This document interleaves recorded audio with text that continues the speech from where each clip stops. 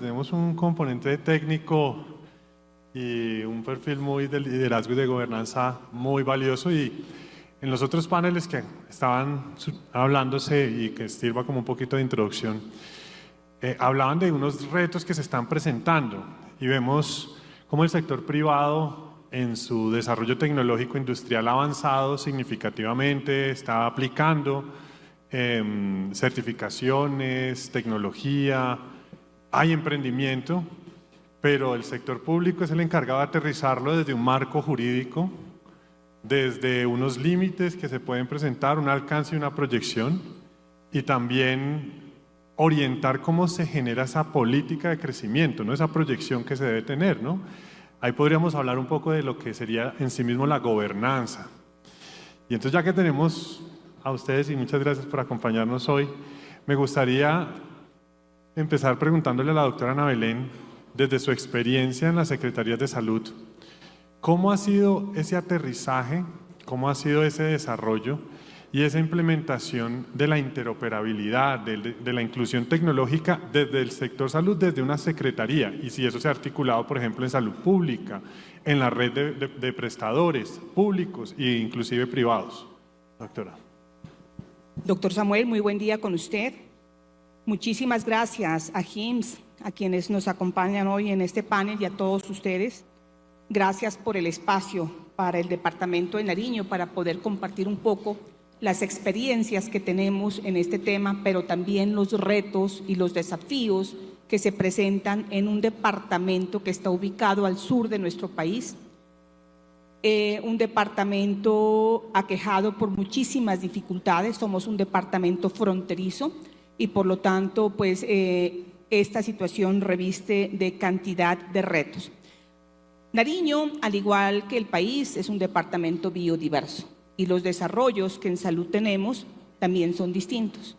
No es lo mismo hablar de desarrollos en la ciudad capital, en las zonas urbanas, que hablar de desarrollos y de resultados en salud en otros municipios de nuestro departamento que son totalmente dispersos, alejados, como los departamentos o los municipios de la costa pacífica, los municipios del piedemonte costero y algunos municipios de cordillera que además han sido impactados negativamente por el conflicto armado.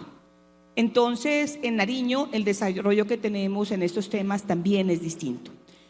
En gran parte de las áreas urbanas de nuestro departamento, las historias clínicas están sistematizadas, diría yo que al 100%, pero no tenemos un sistema de interoperabilidad y eso dificulta muchísimo, primero, la trazabilidad de la atención de nuestros pacientes.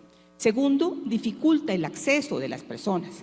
Los pacientes hoy tienen que hacer infinidad de trámites con el propósito de conseguir un resumen de la atención, con el propósito de acceder realmente a los servicios que necesita, y ese se convierte en un reto. Lastimosamente, creo que en el sector público los avances que hay en materia de interoperabilidad de la historia clínica han sido muy lentos. Lo decían esta mañana. La ley que hace que la historia clínica sea una historia clínica digital e interoperable nació en nuestro país en el año 2020. Estamos hablando de la ley 2025. Y aunque nace en nuestro país en ese año, en el año 2020, apenas hace meses, en septiembre de este año, se comienza a reglamentar. En septiembre nace entonces la resolución 1888 que establece ya como un proceso obligatorio en todas las instituciones de salud ese aspecto de la interoperabilidad. Sin embargo, aunque ya está reglamentado, pues los pasos que tenemos que seguir son todavía lentos. Esta resolución establece 6 meses para comenzar a implementar apenas el primer paso de esa interoperabilidad, que es el RAL de la atención, que creo que es un paso que nos va a ayudar muchísimo, porque al estar generado un resumen digital de atención cargado en una plataforma del ministerio y que luego todos los actores del sistema podamos acceder a él, pues va a ser un elemento que va a garantizar primero la trazabilidad de la atención clínica que tienen todas las personas.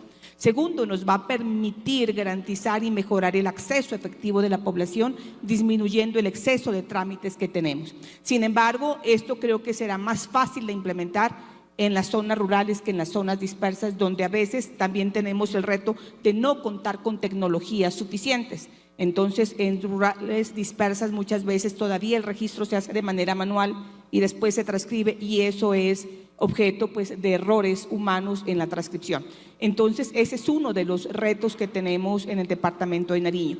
Y otro de los retos es, ya retrotrayéndome un poco a una norma anterior, porque en este caso las secretarías de salud no garantizamos servicios, somos los que ejercemos la inspección, vigilancia, control, la coordinación y la asistencia técnica. Bajo esa perspectiva tenemos que ejercer la gobernanza y la gobernabilidad, entendiendo la gobernabilidad como las acciones que debemos emprender para generar resultados efectivos en salud, y entendiendo la gobernanza como la articulación con todos los actores para poder generar esos resultados. Y bajo esa perspectiva, en el año 2022 se genera el decreto 767, y este decreto orienta un poco no solamente a las instituciones de salud, sino a todas las instituciones públicas a implementar mecanismos que conlleven a la innovación en la gestión pública con el propósito de generar resultados orientados a la arquitectura digital, orientado a los servicios ciudadanos. Y allí también nosotros encontramos otro gran potencial, y es un centro estratégico de información que sea pública, que le permita a todos los actores del sistema tener información de cuáles son los resultados que en salud tiene el departamento, de cuáles son los aspectos más relevantes a nivel sociodemográfico, cultural, de vías de acceso, económicos, que están posibilitando o que están impidiendo alcanzar determinados resultados. Entonces, tenemos avances, pero también tenemos retos. Los dos mayores retos creo que tenemos en el departamento es, frente a Historia, está digitalizada en la gran mayoría de las empresas públicas y privadas, no tenemos conectividad suficiente en la parte rural, entonces avanzar con este tema de resumen digital de atención yo creo que es importantísimo. Y segundo, volver la información pública de los avances que tenemos en los resultados a través de un sistema estratégico de generación de información que sea pública, que nos permita tomar decisiones y que le permita a la ciudadanía, desde un punto de vista de transparencia, acceder a esos resultados para que también alimente ese proceso de toma de decisiones y de mejoramiento del impacto de lo que estamos haciendo en nuestro sector. Algo muy interesante, porque desde la política, desde el sector, desde las instituciones se quiere avanzar, pero hay una inquietud, y es esa alfabetización del personal, ¿no? Sí, ¿qué tanta aceptación hay del personal, sea el talento humano, de los usuarios, para poderse vincular? Yo como paciente, seguramente lo digo, me gustaría que ya estuviera implementado para mejorar, pero ¿qué tanta, aceptación hay del talento humano directamente en esa adopción de esta tecnología?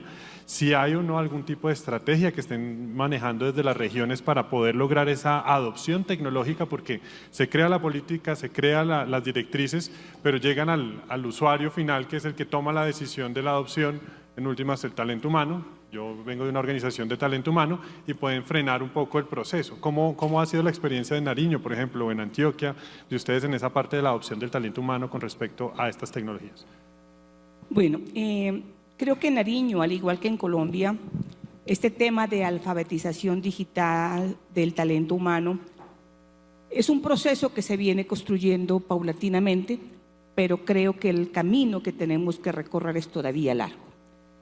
Probablemente esta mañana algunos panelistas lo decían, el contar con el compromiso decidido del talento humano para implementar estas nuevas tecnologías es fundamental.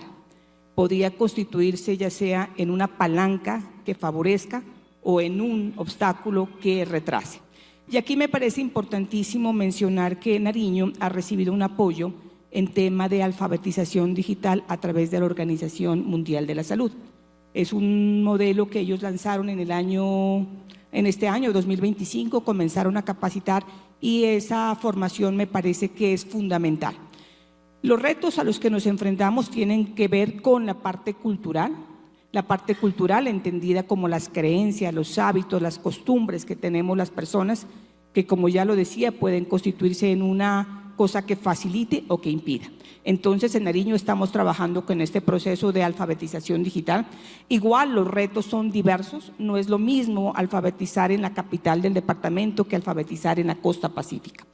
Igual el otro reto que tenemos no solamente es alfabetización, es la misma capacidad tecnológica. Si yo me voy a un municipio de la costa pacífica, Roberto Payán, en donde ni siquiera tienen un computador, ni siquiera hay una historia clínica en la zona rural dispersa, entonces eso va a dificultar muchísimo este tema. Entonces creo que debemos seguir trabajando en este tema. La alfabetización digital es fundamental, no solamente para quienes hacemos parte del talento humano que trabaja en el sector salud, sino también para los usuarios y sus familias. No es lo mismo hablar de digitalización en una persona que vive en la ciudad, que está de pronto acostumbrada a algunos mecanismos digitales, que hablar del campesino que vive en una zona totalmente dispersa, en donde a veces lo ponemos a conseguir una cita, por ejemplo, a través de un chat, cuando allá ni siquiera tienen una línea telefónica.